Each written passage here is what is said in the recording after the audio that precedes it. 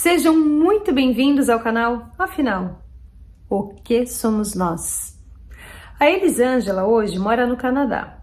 Quando ela tinha 7 anos de idade, ela estava com a sua família num sítio no interior de São Paulo e todo mundo decidiu tomar banho de rio. Ela foi. Ficou brincando ali no raso, perto da areia, enquanto observava os adolescentes se divertirem muito mais no fundo. Ela ficou com vontade de ir lá. E foi. Foi quando teve uma sutil e profunda EQM. Vamos conhecer a história dela?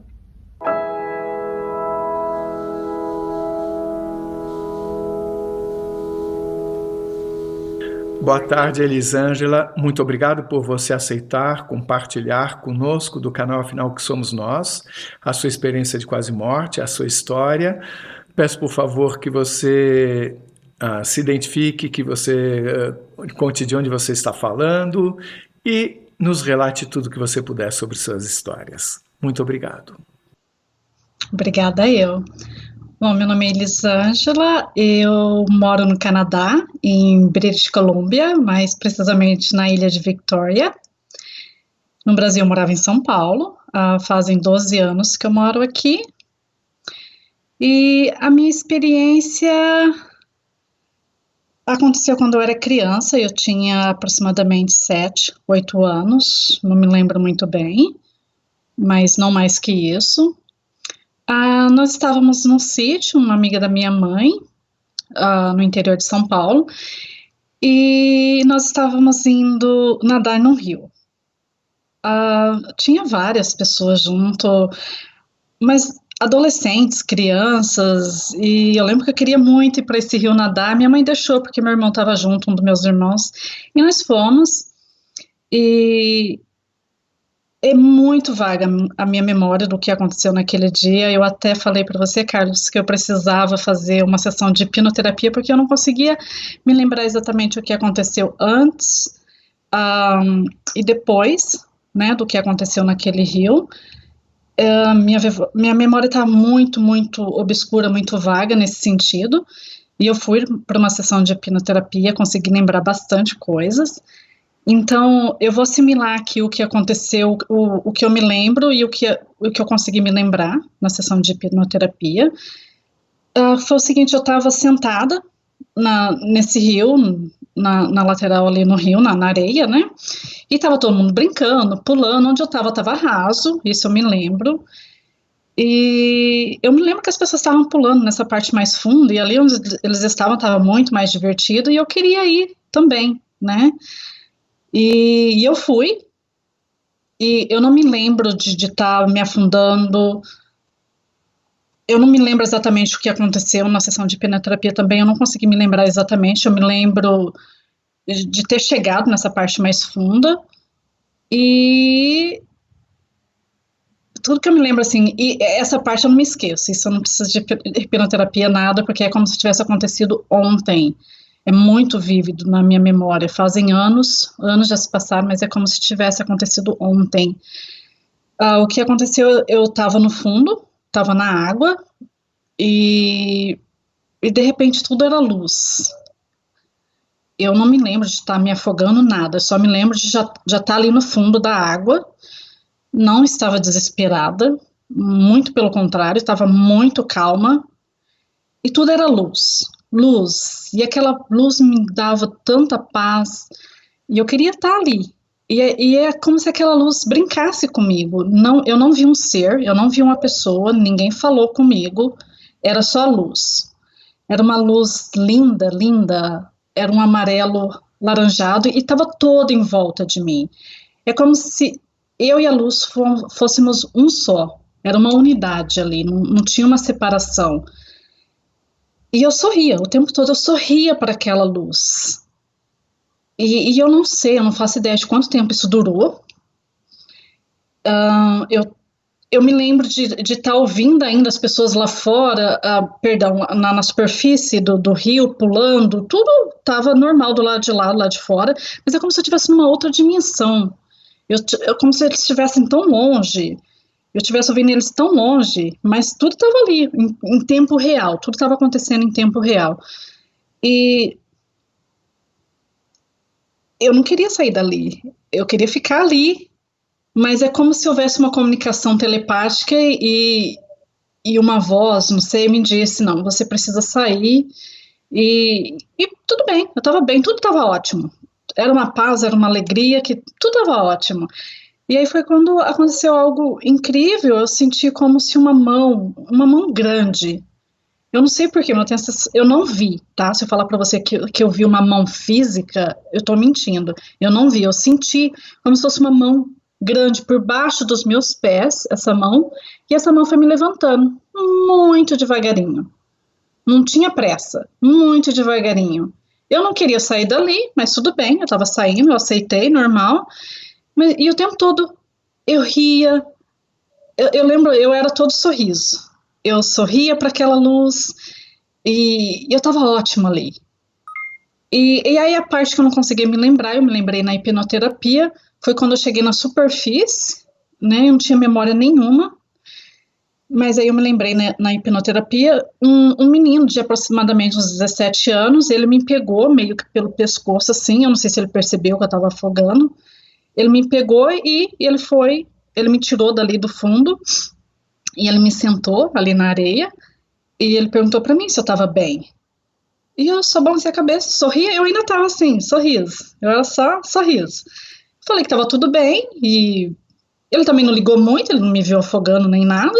Ele continuou, foi brincar, e eu não tinha memória nenhuma dessa pessoa, me lembrei na hipnoterapia, era um menino de uns 17 anos, moreno, cabelo bem baixinho assim, e não sei quem é também, essa pessoa que me tirou ali da água. E tudo bem, passou, eu também não comentei isso com ninguém, isso foi uma coisa normal, e anos se passaram, eu nunca me dei conta de que isso poderia ter sido uma experiência de quase morte, eu era muito criança, então, nunca tinha ouvido falar nisso, até que um dia, foi aproximadamente em 96, quando meu pai teve um ataque cardíaco, e ele começou a relatar o fato de que ele havia tido um sonho. Naquela época, o termo experiência quase morte não era muito comentado, né? Ninguém sabia disso, então ele falou de um sonho que ele teve durante o período que ele estava desacordado. Meu pai ficou em coma no hospital eu acredito, por mais de uma semana, e ele voltou, acordou falando desse sonho, que ele se viu um lugar onde ele relatava seu purgatório, ele falava que via as pessoas sofrendo, era um lugar quente, fundo, e ele sentiu muito medo, muito agoniado ali, e de repente ele já não estava mais ali, ele estava num lugar lindo, ele descreveu como sendo paraíso, e esse senhor veio e recebeu ele, e duas mulheres, mas esse senhor foi quem conversou com ele por bastante tempo, e ele relatava isso que as pessoas relatam, das cores vívidas, das flores que aqui nesse mundo não tem. E tudo isso que as pessoas relatam numa experiência quase morte, que eu só fui me dar conta anos depois, né, de que isso poderia ser uma experiência quase morte. Eu lembro que o meu primeiro contato com a experiência quase morte foi na revista Veja, nossa, foi em 2003, 2004, quando eu vi essa reportagem, que é aí que eu me toquei, falei, nossa, isso que meu pai falou, tinha todos os passos, né, ele relatou ter se visto fora do corpo, os médicos tentando ressuscitar ele, toda essa, né, que as pessoas escrevem, e então foi quando eu me dei conta, falei, nossa, isso não era um sonho, mas infelizmente meu pai já tinha falecido, né, meu pai faleceu em 2001, mas eu escrevi, eu sempre tive diário, e eu lembro que eu escrevi isso no diário, né, foi até um dia de finados, eu e meu pai, nós estávamos no cemitério, e foi quando ele relatou, né, esse sonho que ele havia tido, e eu lembro dele falando, ele falou, filha, quando a gente morre, é só o corpo físico que a terra consome, nosso espírito continua, né, e foi um momento até propício, né, que nós estávamos ali no cemitério, sentados num túmulo, e ele falando essas coisas, e ele relatou de novo desse sonho, né, que ele havia tido, que para ele tinha sido tão real, ele sempre falava disso, né, de quão real aquilo tinha sido. Então, esse foi o meu primeiro contato com a experiência quase morte. Tá, mas você não associou nesse momento o que aconteceu com você com o que aconteceu com seu pai? Não. Até então, até eu ver na capa da revista Veja a reportagem sua experiência quase morte, eu ainda não havia conciliado. Eu conciliei a do meu pai, minha não. A minha, eu só tive noção, na verdade, o ano passado, foi quando eu estava ouvindo um vídeo dessa mulher, dessa americana, que ela estava relatando que ela estava no YMCA, né, tendo aula de natação, e ela relata quando ela cai na piscina e ela bate a cabeça e ela vê essa luz dentro da água, e foi muito similar com a minha, né, que ela começa a falar que ela viu essa luz laranjada, amarelada, e eu falei, pera, foi um insight na minha cabeça, eu falei, peraí, isso foi o que aconteceu comigo quando eu era criança, né, só que ela se vê sair no corpo, ela tem mais esses quesitos, né, eu não tive nada disso, a minha experiência foi ali dentro da água, né, e foi quando eu me toquei, falei, não, peraí, o que aconteceu comigo, né, eu não sei quanto tempo, eu não vou dizer que eu morri, né, foi uma experiência quase morte per se, mas foi uma experiência, eu estive ali debaixo d'água, eu vi essa luz, né, e então foi quando eu me toquei, né, de que isso aconteceu, essa voz falou comigo, tal, e desde então, desde a minha infância, eu sempre fui assim diferente das outras crianças. Eu sempre tive essa voz me acompanhando. É um homem. Eu posso descrever. Eu vi esse homem uma vez. Foi quando eu estive fazendo cirurgia. Foi a única vez que eu vi ele. E eu vi ele e eu sabia que era ele porque eu reconhecia a voz, né? Eu estava no centro cirúrgico. Foi em, nossa, que ano? Não me lembro agora. Uns 4 anos atrás, não faz tanto tempo assim. Então, o que aconteceu, eu estava ali na mesa de cirurgia, né, esperando o anestesista, e eu até cheguei a comentar com o médico no dia seguinte, né, quando eu acordei, foi a primeira coisa que eu falei, e ele falou, não, você estava sob o efeito do calmante, né, porque eu pedi para tomar alguma coisa para me acalmar, porque eu tenho pavor, fobia de agulhas, e ele falou, não, você estava alucinando, mas eu sei que não foi alucinação. Eu vi claramente esse homem, vestido todo de branquinho, como se ele fosse um médico. Eu até achei que ele fizesse parte da equipe, mas eu sabia que não, porque eu sabia que era o anestesista, tinha uma enfermeira na sala e o médico ele estava sentado no cantinho, lembro como se fosse ontem, ele estava ali mexendo no celular dele ainda quietinho, na quina do centro cirúrgico, o anestesista preparando as coisas, e esse homem entrou. De uns 35, 40 anos, não muito velho, um rapaz novo, ele entrou, ele não olhou diretamente para mim, e ele começou a mexer, tinha uma mesinha do lado com uma travessa de inox, onde tinha os equipamentos médicos, né, que o médico ia usar ali durante a cirurgia, e ele começou a mexer ali, como se ele estivesse organizando, pondo, tirando, eu não sei exatamente, porque ele estava meio que de costa para onde eu estava, né, eu via ele meio que de perfil, assim, meio de costa, e ele estava mexendo, e ele olhou para mim, ele me olhou para mim, não diretamente, assim, para mim, mas ele olhou para mim e telepaticamente, não houve conversa, não ouvi a voz dele, assim, ele não abriu a boca, ele não mexeu a boca, ele falou, agora vai ficar tudo bem, como se alguma coisa fosse dar errado naquela cirurgia e ele estivesse ali organizando as coisas para que tudo desse certo. E quando ele falou isso, eu conheci a voz dele, era a mesma voz de sempre, que eu sempre ouvi desde criança. E essa voz, ela aparece para mim, especialmente em momentos muito, assim, um pouco, assim, de perigo, né? Eu vou dar um exemplo curtinho. Uma vez eu estava de bicicleta, eu estava na subida, estava empurrando a bicicleta, e de repente, quando eu fui pisar no chão, eu ouvi a voz nítida no meu ouvido, falou assim, olha a cobra, muito rápido, e eu assustei, e foi essa voz, esse homem, e nisso eu já olhei no chão, né, que eu assustei, eu vi uma cobra, que só depois a minha mãe me falou que era uma cobra coral, né, ela passou bem rápido por baixo do meu pé, mas aquele próximo passo, era o passo onde eu ia pisar nela, e o que ela ia fazer? Ela ia me picar, né, mecanismo de defesa da cobra, ela ia me picar. E uma outra vez foi aqui já no Canadá, eu estava grávida de uns 8 meses, eu estava vindo do trabalho, eu trabalhava à noite, e eu estava dirigindo aqui numa rodovia, tinha uma curva bem fechada, e eu devia estar ali uns 80 por hora, eu estava cansada, com pressa para ir para casa, né, e E a voz falou para mim de novo, nítido, nítido. Olha, foi engraçado porque ele não falou em português, ele falou em inglês. Ele falou, look the deer, né? Olha o viado, o viadinho. E eu diminuí, né?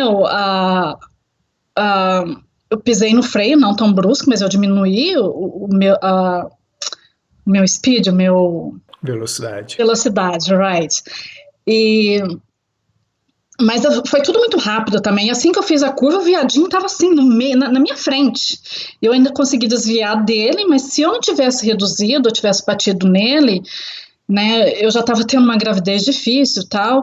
Então, dois exemplos assim que eu tenho bem, né, bem, assim, que essa voz aparece para mim em momentos assim de bastante, onde eu estou em perigo, né, vamos pôr assim. Mas eu tenho ouvido outras vezes, por exemplo, em 2017, perdão, eu perdi a minha sobrinha. Ela foi fazer uma cirurgia, retirar a vesícula, e ela faleceu. Ela tinha apenas 29 anos, e aquilo foi muito forte para mim. Ela era como uma irmã para mim, e eu passei por o que eu chamo de crise espiritual, sabe? Eu comecei a indagar as coisas espirituais, tipo, o que é a vida? Por que ela foi tão jovem, né? E aí eu fiquei pensando na questão de os evangélicos falarem, a gente morre e aguarda o dia do juízo final, os espíritos acreditam que nós morremos e vamos para um outro lugar. E é engraçado porque a minha mãe era evangélica e meu pai era espírita, então eu cresci muito próximo às duas religiões, né? Conhecendo bem de perto as duas, e depois, quando eu me entendi por gente, eu me tornei católica, né, ia na igreja católica, então conheci as religiões, assim, próxima, né, e nada fazia sentido para mim, nada, né, e eu tive, assim, uma crise muito profunda, né, de o que somos nós, né, o que nós estamos fazendo aqui. Eu vou morrer, eu não vou ser nada, o que vai acontecer comigo? Então foi muito, assim, muito profundo mesmo. E eu me lembro como se fosse hoje, assim, a voz falou bem nítido para mim, pesquisa sobre reencarnação, foi a primeira coisa.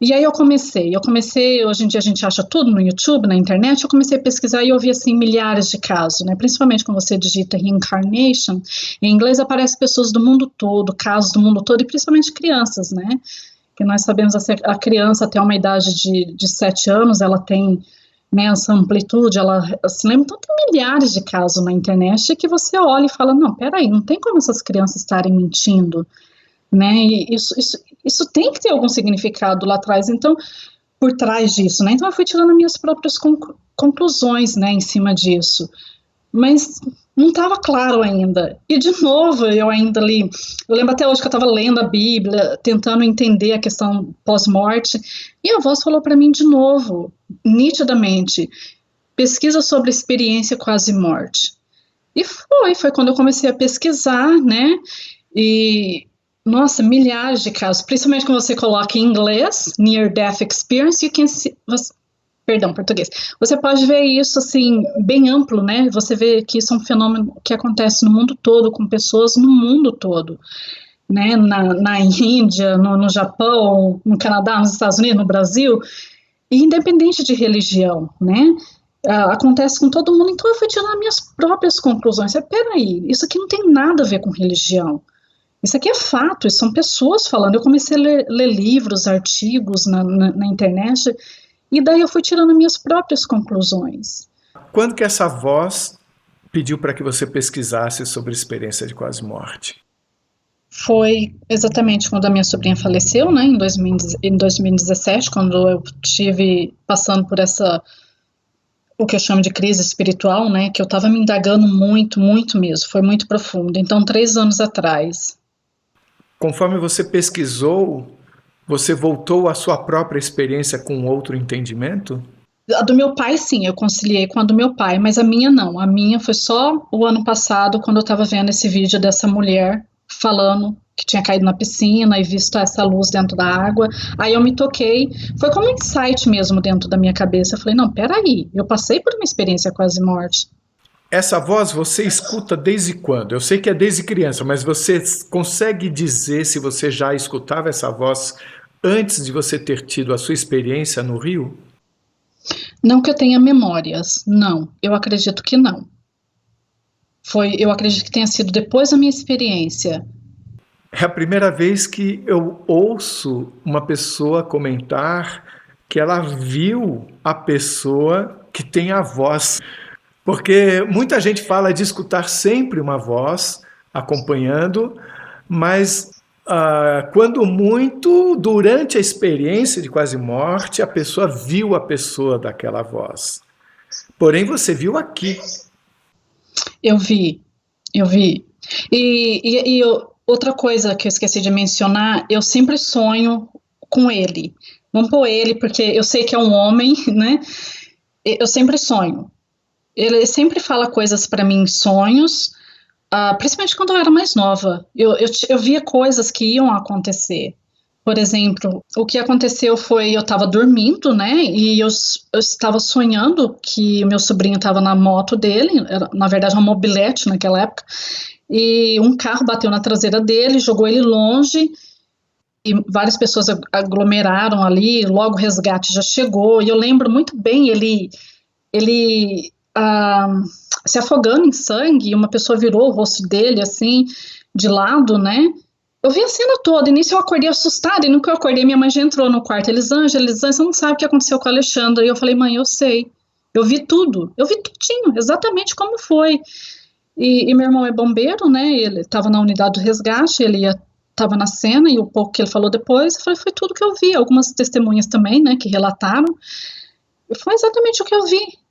Então, isso é um exemplo, mas teve várias outras coisas em sonho, por exemplo, antes do meu pai falecer, eu sonhei com a cena do enterro do meu pai, e ele conversou comigo, ele falou assim para mim, você vai ter que ser forte para sua mãe, porque em uma semana seu pai vai embora, vai chegar a hora dele, e ele estava me dando essa força, que eu precisava ser forte, e eu vi a cena todinha do enterro do meu pai, exatamente como foi depois, e aí eu lembro quando a gente chegou próximo ao caixão, eu vi meu pai no caixão, e foi quando eu me debulhei em lágrimas, eu chorei muito e eu acordei chorando. Eu estava assim, lágrimas. E de fato, infelizmente, exatamente uma semana depois, meu pai faleceu, exatamente como ele falou para mim. Elisângela, eu queria falar um pouco sobre essa voz, pelo seguinte, até relembrando com você como é que foi a nossa relação. Você mandou o e-mail, eu li bastante. A sua experiência, ela é uma experiência leve, ela é o que a gente pode considerar experiência de quase morte. Tem a experiência do seu pai e tudo mais, e eu fiquei pensando muito, nós ficamos pensando aqui, da equipe do canal, se nós faríamos ou não uma entrevista daí. E eu me lembro que eu contei a você por e-mail que, sem dúvida alguma, era uma experiência de quase morte, mas que nós estávamos na dúvida se valeria a pena, se nós teríamos assunto para desenvolver uma entrevista a respeito. E você respondeu que não tinha problema, que na noite anterior, às 11 da noite, mais ou menos, você ouviu essa voz dessa pessoa falando para você, vai ser não. Como ele antecipando a você a resposta que nós daríamos a você no sentido de que nós não faríamos a entrevista. Isso obviamente me impressionou bastante, né? Porque eu não esperava esse tipo de coisa. É como se ele estivesse sabendo o que eu ia falar para você e já falou para você antes disso acontecer. Como é que você entende isso?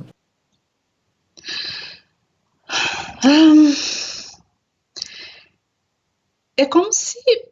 Aliás, conte de novo aqui o que aconteceu na noite anterior, de que forma você entendeu isso? De que forma eu entendi isso? Uma coisa interessante nessa questão era exatamente 11h11 da noite. Isso é algo que sempre acontece comigo também, 11h11 é algo que eu sempre vejo, e era exatamente 11h11, lembro que eu estava olhando para o relógio, e falou bem nítido na minha cabeça, vai ser não. E eu não estava nem pensando nisso. Tava dormir, já estava na cama, né? E eu não estava nem pensando nisso, mas eu sabia o que ele estava falando, que a sua resposta seria não, né? Então, quando você né, no dia seguinte, você falou não, porque eu acho que, né, não vai dar para o canal, tal, e eu falei para você, eu já sabia, né? E aí mencionei o fato da voz ter falado comigo, e eu entendo isso como essa voz está sempre comigo, está sempre me alertando de alguma coisa, está sempre me colocando no caminho certo, sempre me orientando sobre alguma coisa, e naquele momento foi bem vívido mesmo, sabe, assim, essa questão de falar isso para mim. Hoje você imagina que esta voz, esta pessoa que você chegou a ver, seja o que em relação a você? Qual a função dela e qual a relação dela com você? Se já houve alguma relação com sua família no passado? Eu acredito, Carlos, eu hoje falando né, com a experiência que eu obtive, né, o que eu estudei, o que eu pesquisei, o que eu já senti, o que eu já vi, eu acredito que é alguém que, por uma razão não sei qual, está sempre comigo. É como se fosse um guia protetor. Eu não sei quem ele é. Se você me perguntar quem ele é, eu não sei, mas é alguém que está sempre comigo.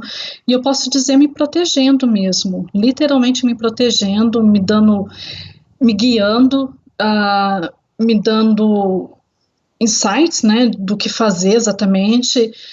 E é alguém que está sempre comigo, é um ser de luz, com certeza, é um ser que está sempre comigo, me protegendo de certa forma.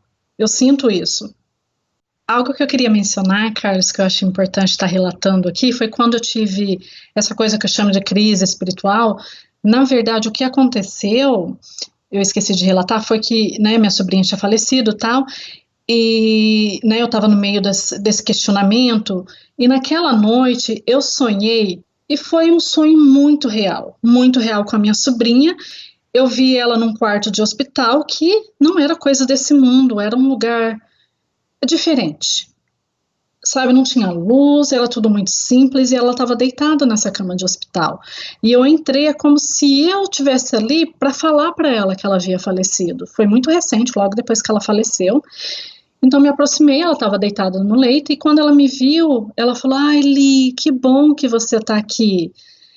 E ela começou a falar: Li, eu não sei o que está acontecendo comigo, eu estou no hospital, porque ela chegou a ir para UTI, né, eu estava respirando a poder de aparelhos, tal, antes dela falecer, e ela falou para mim: Li, eu não tenho mais aparelho, eu estou respirando bem, eu não sinto mais dor, eu não tenho mais nada, mas onde que eu estou? Esse não é o hospital que eu estava.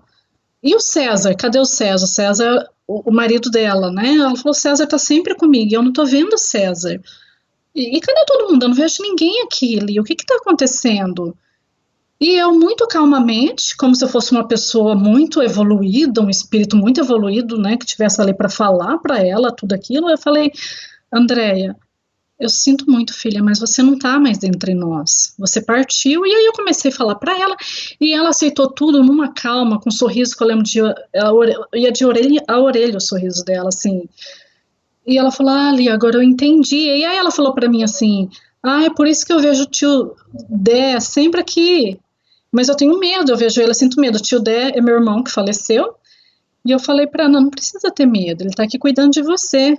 Então eu tive todo esse sonho, então foi por isso que eu entrei nessa crise espiritual, porque tinha sido muito real. E o que aconteceu no final do sonho, ela fala assim para mim: Li, fala para o César, dá todas as minhas roupas para minha irmã, para Sandra. E nisso eu acordei, era 4 horas da manhã aqui. Eu já peguei meu iPad, comecei a escrever todo o sonho, né, e eu copiei e mandei para o marido, né, dela, o César, e mandei para a irmã também, para Sandra, mandei para os dois ao mesmo tempo a mensagem. E instantaneamente, foi o marido, parece que tinha me respondido primeiro, e falou: Elisângela, você não vai acreditar, eu acabei de deixar todos os pertences da Andréia com a irmã dela, porque desde que a Andréia faleceu, eu tô com isso na cabeça, de dar todas as coisas dela para a irmã, e eu acabei de deixar as coisas lá. Então eu sabia que aquilo não era um sonho, sabe? Foi muito real, então foi por isso que eu entrei nessa crise espiritual, sabe? Porque tinha sido real, eu tive com ela, eu vi ela. O que você tem a nos dizer como palavras finais? Eu acho, Carlos, que a humanidade precisa de mais amor, né? Eu acho que a vida não é só isso aqui. Eu acredito que existe um ser maior acima de nós. Religião não é o mais importante. Deus não quer você. Deus não se importa se você corta o seu cabelo ou não. Deus não quer o seu físico, Deus quer o seu coração. Deus quer saber como você se comporta em relação ao seu semelhante. Eu entendi isso com tudo isso que eu aprendi. Eu gosto da ideia do canal, de como vocês estão levando essa ideia para as pessoas de que a vida não é só isso daqui, porque assim a gente pode ver pessoas falando, relatando as experiências dela, e isso é fato real, isso é o que acontece com todo mundo, isso não é místico, né? As pessoas passam por isso, eu passei, meu pai passou, e milhares de outras pessoas lá fora passaram por isso, e eu acho que a essência da vida é o amor, nós precisamos amar mais ao nosso próximo. A gente escuta tantas pessoas falando nessas experiências quase morte do amor, e a vida é isso, é amor.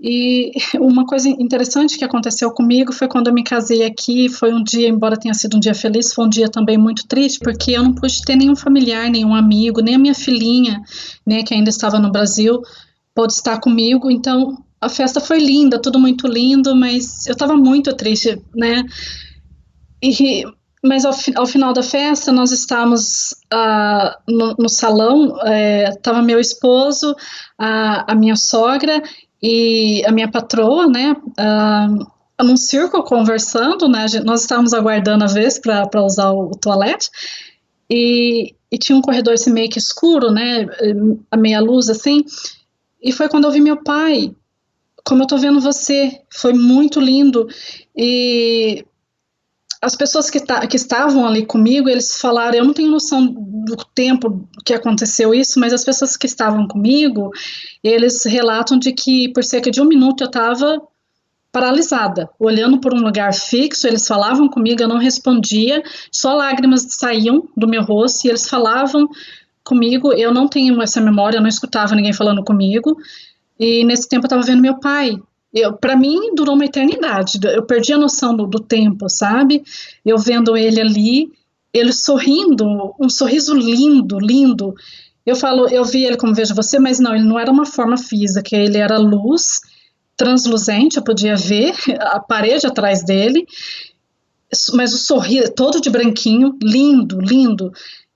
E essa luz toda, assim, o lugar estava meia luz, meio escuro, mas é como se fosse tudo luz em volta dele, ele clareou aquele lugar, e um sorriso lindo, e eu me senti tão feliz, as pessoas que estavam comigo também falavam que além das lágrimas, eu estava sorrindo, e eu olhava para ele, até me emociono, ele falou assim para mim, não foi assim... ele não abriu a boca, sabe? Foi telepático, tudo telepático. Ele falou para mim, filha, eu tô aqui. Você não tá sozinha. E eu sei que nós não estamos sozinhos, ninguém tá sozinho nesse mundo. Se você gostou, por favor, se inscreva no nosso canal, dê muitos likes, faça comentários, compartilhe com seus amigos, toca o sininho que você sempre fica sabendo assim que chega vídeo novo. E se você tem alguma dúvida ou passou por uma EQM e gostaria de compartilhar a sua história com o mundo, por favor, nos escreva. O nosso e-mail é afinal.oquesomosnós@gmail.com. Essa é uma nova fronteira do conhecimento humano. Vamos juntos atravessá-la?